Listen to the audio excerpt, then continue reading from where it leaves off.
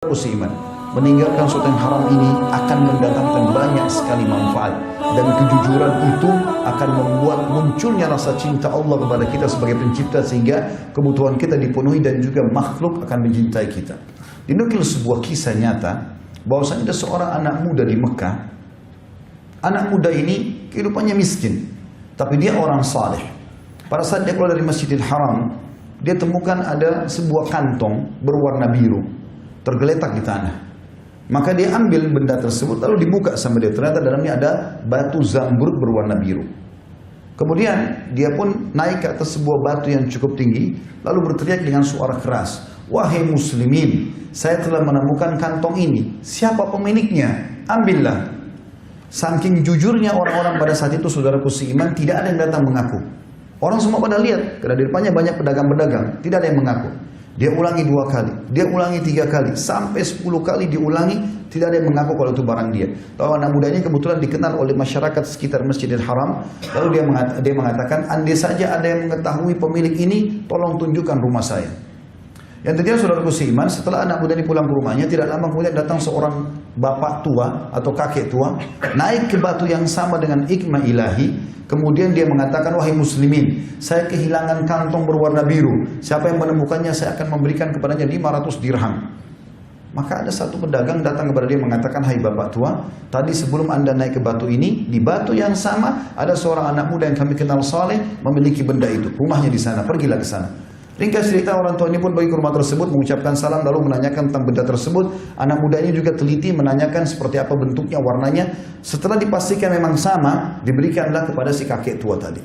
Begitu diberikan, anak muda ini tidak pernah tahu kalau akan dibalas 500 dirham. Maka dia pun tiba-tiba dikasih kantong uang dirham tersebut. Kata dia, "Apa ini?" Kata si kakek tadi, "Ini adalah balasan yang sudah saya niatkan karena Allah. Saya ingin memberikan kepada orang yang menemukan permata ini, karena permata ini sangat mahal bagi saya, punya nilai." Maka anak muda tersebut, "Demi Allah, saya tidak niat mengembalikannya untuk menerima balasan. Ambillah." Kakek ini mengatakan, "Ambillah." Terus saja mereka saling menolak sampai akhirnya kakek ini mengalah, dan akhirnya dia mengambil termasuk uang tersebut dan diambil batu tersebut, kemudian dia pergi. Anak muda ini menceritakan kisahnya. Dia bilang, setelah berjalan beberapa hari tentang kasus penemuan batu itu, saya makin sulit hidupnya, susah sekali. Saya merasa saya harus keluar dari Mekah untuk mencari rezeki di tempat lain. Dia pergilah ke Jeddah sekarang, naik kapal, ingin mencari rezeki. Pergi kemana? Ingin menyeberang ke wilayah Afrika, karena Timur Tengah Laut Merah berseberangan dengan Afrika. Di tengah lautan, dia bilang, tiba-tiba kapal kami dihantam oleh ombak yang besar, hancur, semuanya tenggelam. Saya berhasil selamat karena saya berada di atas sebuah papan, potongan papan kayu kapal tersebut. Lalu kemudian terdamparlah saya di sebuah pulau yang saya tidak tahu pulau itu punya siapa atau siapa penghuninya. Dia bilang, ringkas cerita, saya masuk, kemudian saya temukan ada sebuah masjid, dan masjid itu saya lihat sudah lama tidak dirawat. Saya pun membersihkannya. Kemudian mulai saya lihat waktu subuh masuk di pagi hari. Maka dia bilang, saya azan. Begitu saya azan, mulailah masyarakat sekitar datang, kemudian ikut sholat bersama-sama.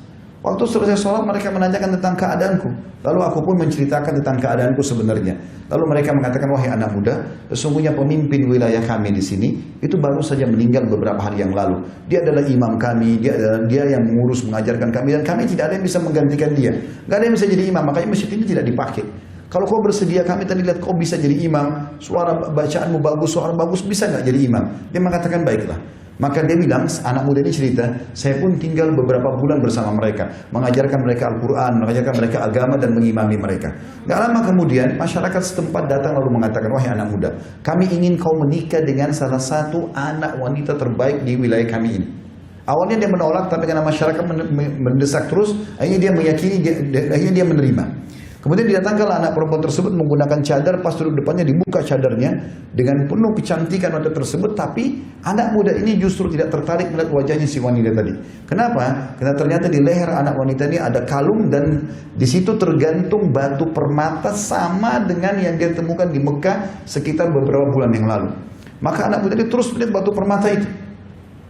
Lalu orang-orang sekitarnya mengatakan, "Wahai anak muda, kau telah zalimi wanita ini. Kami datang untuk kau lihat wajahnya, bukan kau lihat perhiasannya."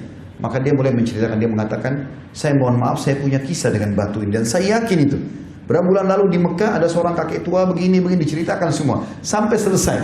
Maka pada saat selesai, tiba-tiba satu masjid bertakbir semuanya. Lalu anak muda mengatakan, kenapa kalian bertakbir? Kata mereka, apakah kau tidak tahu siapa kaki tua itu? Maka anak muda mengatakan, saya tidak tahu. Kata mereka, itu adalah ayahnya anak perempuan ini. Dan dia pemimpin kami yang kami ceritakan meninggal dan tidak lagi ada yang menggantikannya. Dia waktu pulang dari Mekah menceritakan kisahnya bersama kamu. Dan sebelum dia meninggal beberapa hari yang lalu, dia sempat mengatakan, ya Allah, aku tidak pernah menemukan laki-laki sejujur yang di Mekah itu, jadikan dia sebagai jodoh anakku. Dan kuasa Allah Subhanahu wa taala karena ketakwaannya dan meninggalkan yang haram, Allah jadikan dia mendapatkan permata itu. Dia cerita.